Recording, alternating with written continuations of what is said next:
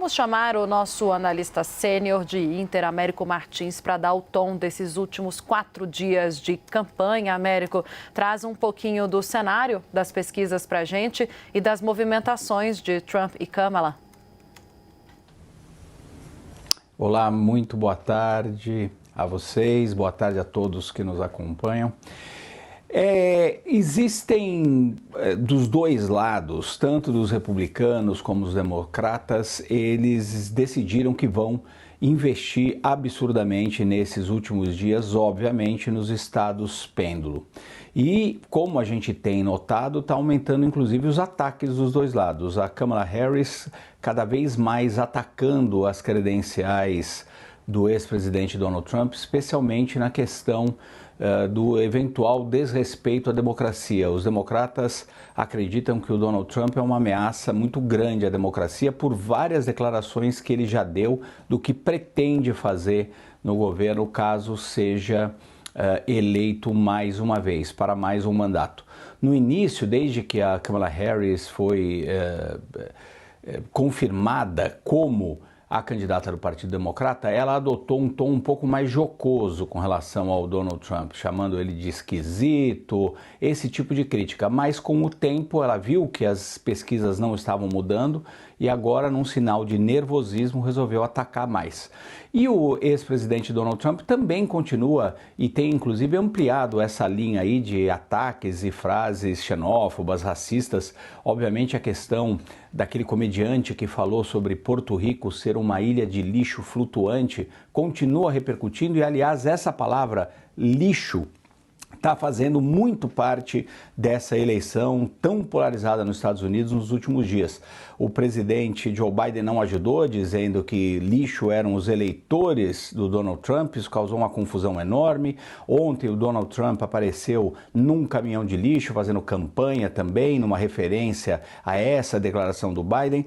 Então, hoje o Arnold Schwarzenegger, ontem na verdade o Arnold Schwarzenegger também disse que ia votar na Kamala Harris, reclamando que o Trump tinha chamado os Estados Unidos de uma lata de lixo, que era considerada uma lata de lixo por outros países que estavam enviando os seus refugiados para lá, as pessoas que querem morar nos Estados Unidos. Então, uma campanha que vai ser muito difícil nesses últimos dias, muito polarizada e, infelizmente, é possível que a gente veja ataques até piores dos dois lados.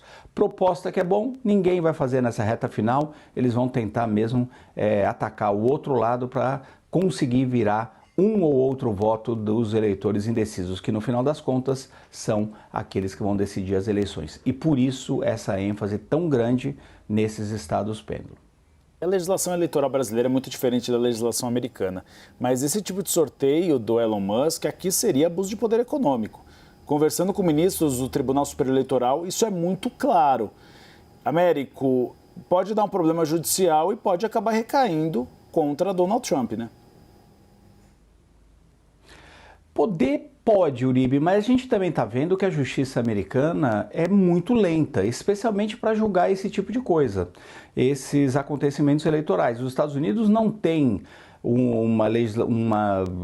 todo um sistema judiciário para cuidar só das eleições, como é o caso do TSE e dos TREs no Brasil, que é uma jabuticaba, mas é uma jabuticaba que funciona.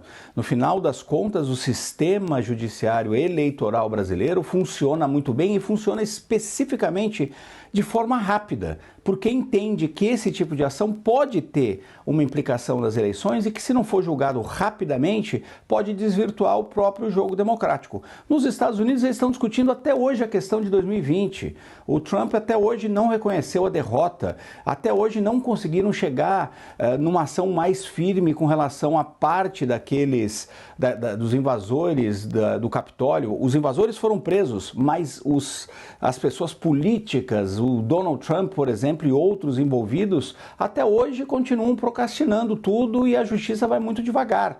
Então, o Donald Trump e o Elon Musk estão apostando nisso. Mesmo que isso seja uma atividade criminosa, e ele não está dando esse dinheiro especificamente para quem vai votar no Trump, mas obviamente é um instrumento de campanha que desvirtua o espírito da democracia, e isso acontece com muita frequência no lado republicano dominado pelo Trump, eles estão apostando que vai ser um processo demorado. Mesmo que eles tenham problemas, vai ser lá na frente. Isso na eventualidade, obviamente, do Donald Trump vencer as eleições. E se ele vencer, uma vez na presidência, com esse sistema muito lento de justiça, ele pode interferir de muitas formas e, eventualmente, a gente nunca tenha sequer o julgamento disso. Então, mais uma vez, faz muita diferença você não ter um TSE, não ter um sistema centralizado de votação, e a gente vai ver isso na semana que vem, até porque vai demorar dias para sair o resultado dessa eleição, muito provavelmente.